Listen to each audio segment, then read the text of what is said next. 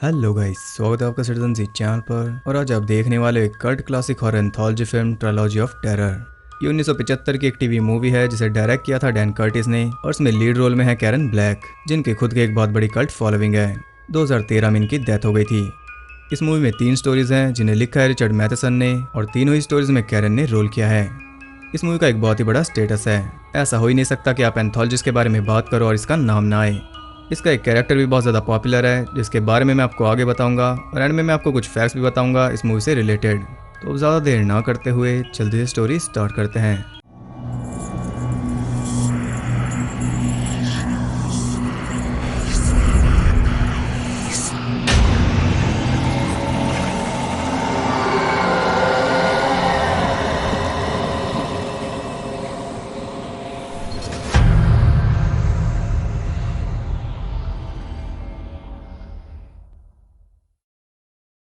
पहली स्टोरी का नाम है जूली। ये कहानी है चैड नाम के एक कॉलेज स्टूडेंट की, जो कि अचानक अपनी इंग्लिश टीचर जूली को पसंद करने लगा है। क्लास में बैठे बैठे वो उसके सपने देखता है, और ये सपने अच्छे तो बिल्कुल भी नहीं। आखिर में वो किसी तरह उससे बात शुरू करता है, लेकिन वो पहली बात काट देती है। चैड तो उसमें इंटरेस्टेड है, लेकिन वो बिल्कुल भी नहीं। फिर भी वो उसका पीछा नहीं छोड़ता। अब उसे स्टॉक करने लगा था। साथ ही वो डेली उससे बाहर जाने के लिए पूछ रहा था, और आखिर में थक हार कर जूली उसे हाँ कह देती है, क्योंकि उसका खुद का लाइफस्टाइल काफी बोरिंग है। वो एक ड्राइव इन थिएटर पर जाते हैं जहाँ पर एक वैम्पायर फिल्म चल रही थी, जो कि है द नाइट स्टॉकर, और ये भी डैन कर्टिस की ही मूवी है। हॉरर में ये रेफरेंसेस और जोक्स का खेल काफी पहले से चल रहा है। खैर, चैड उन दोनों के लिए ड्रिंक्स लेने जाता है, और आप सोच रहे होंगे कि ये कितना अच्छा लड़का है, लेकिन यही वो टाइम है जब ये अपनी असलियत दिखाएगा। जूली की ड्रिंक में वो कुछ मिला देता है, क्योंकि उसके इरादे कुछ और हैं। उसे पीते जूली बेहोश हो गई थी, और वो उसे लेकर पहुंचता है सीधा एक मोटेल पर, जहाँ वो जोनाथन हार्कर के नाम से रूम लेता है, और ये रेफरेंस है ब्रैम स्टोकर की ड्रैकुला का। वहाँ पर वो उसकी कई सारी फोटोज लेता है, और इसके बाद उसका रेप करता है। जब तक जूली को होश आता है तब तक वो उसे लेकर घर पहुंच चुका था। जूली हैरान है, क्योंकि उसे कुछ भी याद नहीं कि वो सो कैसे गई। आज तक तो ऐसा हुआ नहीं। फिर भी वो उसे सॉरी बोल रही है उसकी शाम खराब करने के लिए, और यहाँ उल्टा चैड उसे सॉरी बोल रहा है एक बोरिंग मूवी दिखाने के लिए। यानी कि डैन कर्टिस अपनी ही फिल्म में अपनी ही फिल्म को बोरिंग बता रहे हैं। खैर, चैड उन फोटोज को डेवलप करता है, और अगली ही सुबह उसने जबरदस्ती जूली को मिलने बुला लिया, क्योंकि बात ही कुछ ऐसी है। जूली उससे मिलना नहीं चाहती, क्योंकि इससे उसकी जॉब को खतरा है, लेकिन चैड कुछ और ही चाहता है। वो उसे वो सारी फोटोज दिखा देता है, और उन्हें देखकर वो इतना तो समझ गई थी कि ये बड़ा ही नीच आदमी है, और ये सब करने के पीछे इसकी कुछ ना कुछ डिमांड तो होगी ही।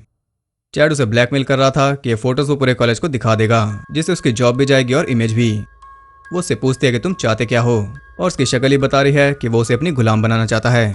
वो चाहता है कि जूली उसके इशारों पर चले, और जूली को भी ऐसा करना पड़ता है। जैसा वो कहता वैसा वो करती, भले ही वो कॉलेज में क्यों ना हो। इससे जूली को बहुत शर्मिंदगी उठानी पड़ रही थी। ये सब चलते हुए 1 महीना बीत जाता है, और अब तो जूली के रूममेट को भी उसकी चिंता होने लगी थी, क्योंकि वो रोज रात को लेट आती। ये उसका लाइफस्टाइल कभी था ही नहीं। चैड उसे एक्सप्लॉइट कर रहा है। फिर भी वो किसी को कुछ नहीं बता रही, क्योंकि इसके पीछे कुछ और रीजन है जो सुनकर आप भी चौंकने वाले हो। एक दिन जूली चैड के घर थी, तब वो उसे कहते हैं the game is over. Chad भी हैरान हो गया था, क्योंकि इसने पहली बार जूली के मुंह से कुछ ऐसा सुना। नहीं तो अब तक वो चुपचाप उसके इशारों पर चल रही थी। वो कहते हैं कि मैं बोर हो गई हूँ। चैड का फेस पूरी तरह ब्लैंक हो चुका था, क्योंकि यहाँ उसे सच्चाई पता चलती है। असल में सब कुछ उसके मुताबिक नहीं, बल्कि जूली के मुताबिक चल रहा था। जूली ही ये सब चाहती थी। उसने चैड को मैनिपुलेट किया, नहीं तो वो अचानक उसे पसंद कैसे करने लगा। जूली ने ये पूरा प्लान डिजाइन किया था, और ये वो काफी पहले से करती आ रही है। चैड पहला नहीं जो खुद को होशियार समझ के बेवकूफ बना, और अब वो टाइम आ गया है जब जूली उससे छुटकारा पाएगी। अचानक चैड को कुछ होने लगा था, क्योंकि इस बार जूली ने उसके ड्रिंक में कुछ मिलाया है। बेहोशी की दवाई नहीं, बल्कि जहर। उसके मर जाने के बाद उसके घर में आग लगा देती है, और कुछ इस तरह उसने चैड से छुटकारा पा लिया। अगले दिन अखबार में एक खबर छपी थी, और चैड की डेथ को एक्सीडेंट बताया जा रहा था। जूली उस न्यूज को एक स्क्रैप बुक में चिपकाती है, जहां उसने अपने बाकी विक्टिम्स का रिकॉर्ड बना रखा था।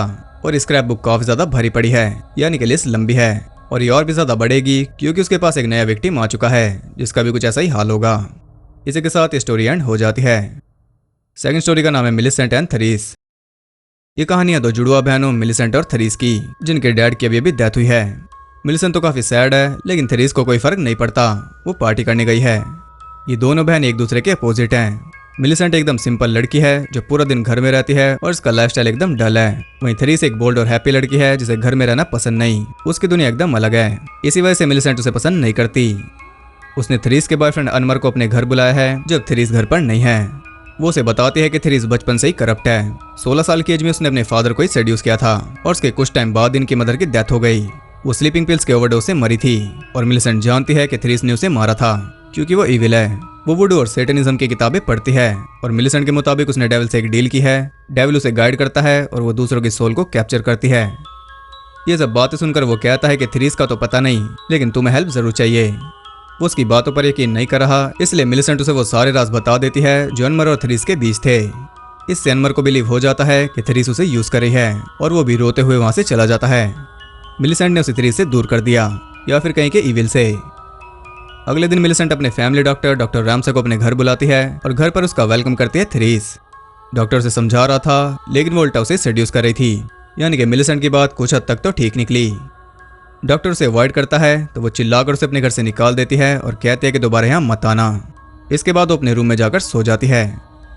अगले दिन मिलिसेंट देखते हैं कि उनके घर के बाहर एक छोटी बच्ची रो रही थी क्योंकि थेरिस ने उसकी डॉल तोड़ दी और यह मिलिसेंट को एक आइडिया आता है। थेरिस की बुक का यूज करके वो एक डॉल बनाती है जिसमें थेरिस के बाल, नाखून और उसके कपड़ों का यूज किया गया था। ये एक वुडू डॉल है जिसकी हेल्प से वो थेरिस को मार देगी, लेकिन पहले वो डॉक्टर को फोन करके बता देती है कि अब आप थेरिस की चिंता मत करना। डॉक्टर जल्दी से उनके घर पहुंचता है और वो देखता है कि थेरिस तो कब की मर चुकी। उस डॉल का यूज करके मिलिसेंट ने उसे मार दिया। वो एम्बुलेंस बुलाता है और वो डेड बॉडी को लेकर जा रहे थे, लेकिन जाने से पहले डॉक्टर एक काम करता है जो कि काफी जरूरी था। वो थेरिस की विग और लिपस्टिक हटाता है और उन्हें बताता है कि इसका नाम था थेरिस मिलिसेंट लेरीमोर, यानी ये एक ही लड़की थी, ना कि जुड़वा बहनें। इसे मल्टीपल पर्सनैलिटी डिसऑर्डर था, वो भी काफी एक्सट्रीम। और ये शुरू तब हुआ जब इसने अपने डैड को सेड्यूस किया और अपनी मॉम को भी मार डाला। तब इसके अंदर दो पर्सनैलिटी बन गई, एक वो जो करप्ट है जिसने ये सब किया था और एक वो जो कहीं ना कहीं शुरू से इसके खिलाफ थी। जैसे हमारे भी दो मन होते हैं वैसे ही, यानी कि जब ये उन पापों को अंजाम दे रही थी तब इसके भी दो मन हो रहे थे, लेकिन भारी पड़ा करप्ट मन जो कि थेरिसा बन गया और जो एक कमजोर हिस्सा था वो बन गया मिलिसेंट जो विरोध नहीं कर पाया। लेकिन अपने फादर की डेथ के बाद उसने ठान लिया कि वो थेरिस यानी कि इस बुराई को खत्म करेगी और इसका एक ही रास्ता था, वो है मौत। तो ये थी सेकंड स्टोरी। थर्ड स्टोरी का नाम है अमीलिया। ये कहानी अमीलिया की जो कि एक बिल्डिंग में अकेली रहती है और आज उसके बॉयफ्रेंड का बर्थडे है, इसलिए वो एक गिफ्ट लाई है जो कि एक जूनी फैटिश डॉल। और इस डॉल की इतनी बड़ी फॉलोइंग है कि आप सोच भी नहीं सकते। एनाबेल तो इसके आगे कुछ भी नहीं। इसी की वजह से इस मूवी का इतना नाम हुआ। इस डॉल के साथ एक नोट है जिस पे लिखा है कि इस डॉल के अंदर सच में एक जूनी हंटर की स्पिरिट है जिसका नाम है ही हू किल्स, और उसे हावी होने से रोक रही है वो चेन जो इस डॉल पर बंधी है। खैर अमीलिया को तो ये मजाक ही लग रहा था। वो अपनी मॉम को फोन करके बताती है कि आज वो उससे मिलने नहीं आ पाएगी क्योंकि आज उसके कुछ और प्लान्स हैं। और ये सुनकर उसकी मॉम काफी ज्यादा गुस्सा हो गई थी क्योंकि हर वीकेंड ये अपनी मॉम के साथ ही बिताती है और यहाँ हमें पता चलता है कि इसकी मॉम काफी क्रूल है जिससे ये काफी परेशान है। खैर अमीलिया उस डॉल को काफी जोर से टेबल पर रखती है जिससे उसकी चेन टूट जाती है और ये अच्छे संकेत तो बिल्कुल भी नहीं। वापस आकर वो देखती है कि डॉल वहां से गायब है। वो सोफे के नीचे चेक करती है तो उसके हाथ पर कुछ लग जाता है। वो उस डॉल का स्पेयर था, लेकिन डॉल कहाँ पर है। वो किचन में जाकर देखती है कि वहां से एक नाइफ गायब था और वो नाइफ को भी ढूंढ रही थी और यहाँ उसका जैकपॉट लग जाता है क्योंकि डॉल और नाइफ दोनों से एक साथ मिल गए थे। ये बात अलग है कि डॉल उस नाइफ से उसका पैर काट रही है।